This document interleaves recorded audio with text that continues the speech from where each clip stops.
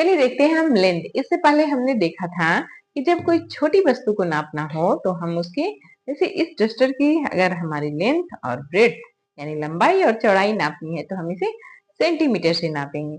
अगर हमारे ये जो ब्लैक बोर्ड है, ब्लैक बोर्ड की भी लेंथ और ब्रेड्थ नापनी है तो हम सेंटीमीटर का यूज कर सकते हैं या सेंटीमीटर से नापेंगे। लेकिन जब अगर घर की नींव नापनी हो या फिर खेल के मैदान को बनाना हो तो हम उसे मीटर से नापते हैं। और जब लंबे लंबे रोड नापने हो, एक स्टेट से दूसरे स्टेट की दूरी नापनी है तो हम उसे किलोमीटर से नापते हैं। हम उसे किस प्रकार नापते हैं?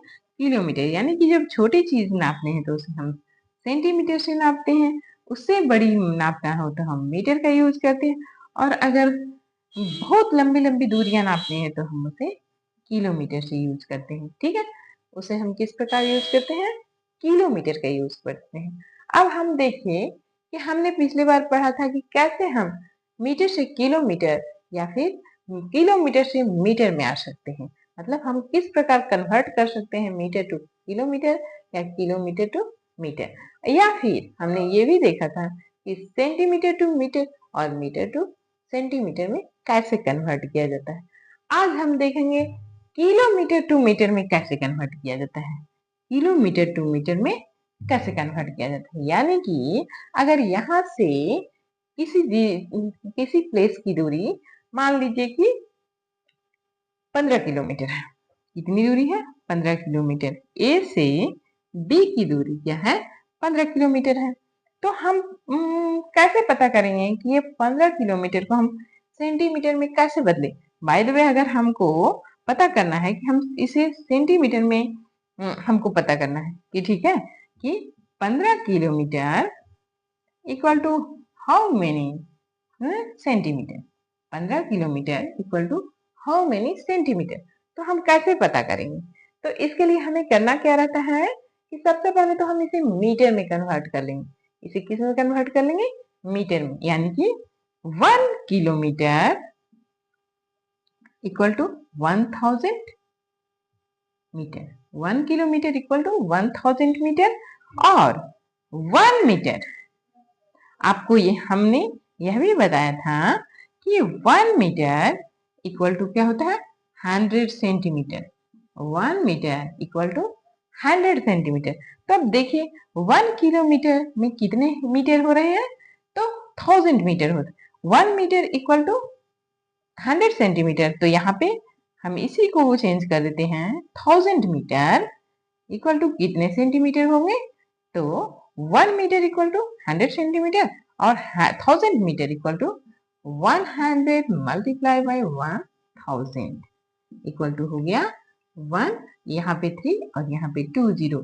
1 2 3 4 5 यानी कि 1 10 100 1000 10,000 लाख, 1 लाख। यानी कि 1 किलोमीटर इक्वल टू हो गया 1 lakh centimetre. 1 kilometre equal to 1000 centimetre, या फिर OR करके हम 1 लाख भी लिख सकते हैं सेंटीमीटर। ठीक है, 1 लाख सेंटीमीटर। अब देखिए, तो अब हमारा 15 किलोमीटर, 1 किलोमीटर बराबर 1 लाख सेंटीमीटर, तो 15 लाख किलोमीटर बराबर क्या हो जाएगा? यहाँ पे हम यहाँ हटा के क्या लिख देंगे? 15 लाख सेंटीमीटर। 2 3 सेंटीमीटर। ठीक है, आप समझ गए होंगे क्यों? क्योंकि 1 किलोमीटर बराबर 1 किलोमीटर बराबर 1 लाख सेंटीमीटर। तो जब हम 1 किलोमीटर में, यहाँ देखिए, आपको जो समझ में नहीं आया इसे लिखते जाइएगा। ठीक है, अब यहाँ देखिए 1 किलोमीटर बराबर 1 लाख सेंटीमीटर, तो 15 किलोमीटर बराबर हो गया, क्या होगा? 15 गुना 2 3 4 5 बराबर 15 15 सेंटीमीटर। ठीक है, 15 सेंटीमीटर।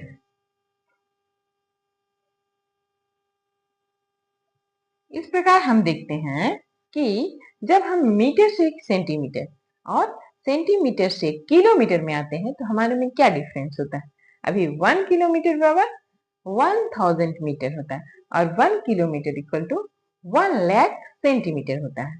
इसीलिए 15 किलोमीटर बराबर 15 लाख सेंटीमीटर।